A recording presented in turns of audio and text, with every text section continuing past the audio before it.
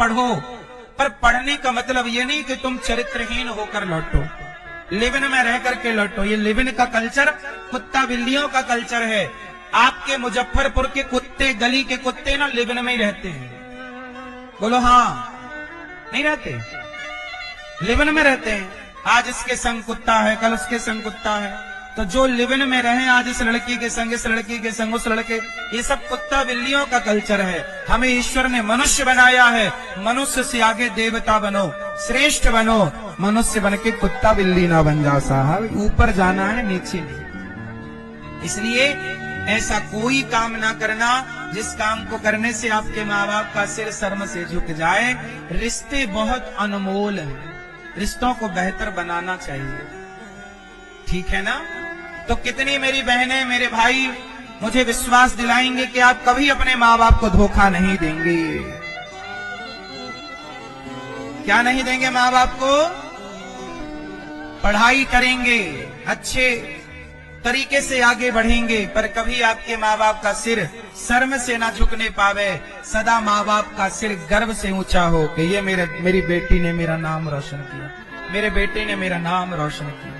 हर माँ बाप का यही तो सपना होता है यार बच्चे पढ़ लिख के योग्य बन जाएं तो माँ बाप को लगता है कि अपना तो जीवन सफल हो गया। सही है, बच्चों के लिए बहुत मशक्कत करता है आदमी। बच्चों के भविष्य की बड़ी चिंता। तुम्हारे बाप को नींद नहीं आती, रात रात जागता है बच्चों के लिए, तुम्हारे लिए बेहतर कॉलेज मिल जाए, बेहतर स्कूल मिल जाए, बेहतर शिक्षा हो जाए, बेहतर बेटी का भविष्य हो जाए, अच्छा लड़का मिल जाए, अच्छे से मेरी बेटी।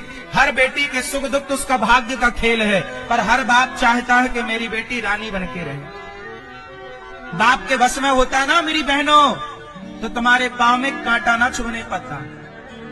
बाप के बस में होता तो तुम्हारे आंखों में कभी एक आंसू ना बहने पाता। वो तो तुम्हारे बाप के बस में नहीं है, सब ईश्वर के हाथ में है। लाख सीता मैया के पिता ने, जनक जी ने कितने अच्छे घर में बेटी का ब्याह किया। राम से बढ़िया लड़का कहाँ मिलेगा, अयोध्या से बढ़िया घराना कहाँ मिलेगा। लेकिन सीता के भाग्य का जो दुख था उसे तो जनक जी भी ना रोक पाए। सीता के भाग्य का जितना दुख था भोगना पड़ा कि नहीं? बोलो हाँ कि ना। फिर तो बाप तो चाहता है ना कि मेरी बेटी की आंखों में एक आंसू ना आए। अरे बाप का चलता ना राज्य होता तुम्हारे बाप का, तो तुम्हारा बाप तुम्हारी आंखों में एक बूंद आंसू ना आने देता। लेकिन क्या करे, तुम्हारे बाप की नहीं चलती, चलती तो भगवान की है। जिसका जैसा भाग्य है उसे वैसा मिलता है सब संसार में।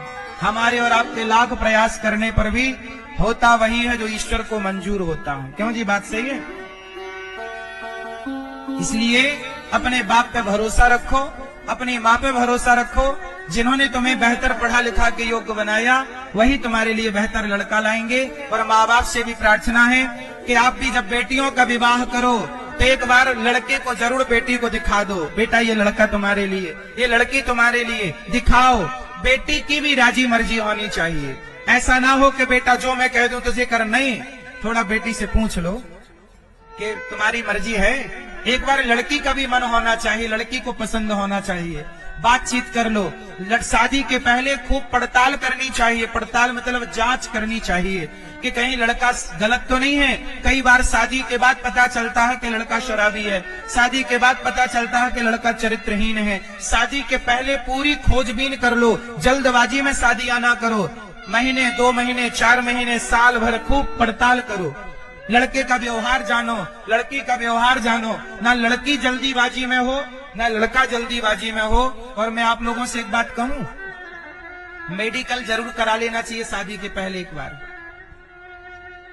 आज की रिक्वायरमेंट है, जरूरत, आवश्यकताएं हैं। क्या करो, मेडिकल करा लो। लड़की सब ठीक है, लड़का कोई, कई बार क्या हो शादी के बाद पता चलता है कि लड़की को या लड़के को कोई भयंकर बीमारी है।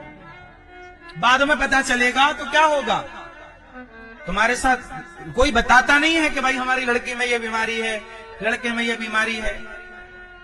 इसलिए पूरा मेडिकल कर लेने में कोई बुराई नहीं, दोनों की राजी मर्जी से कर लो। लड़का भी बढ़िया हो, लड़की भी बढ़िया, सब बढ़िया होना चाहिए।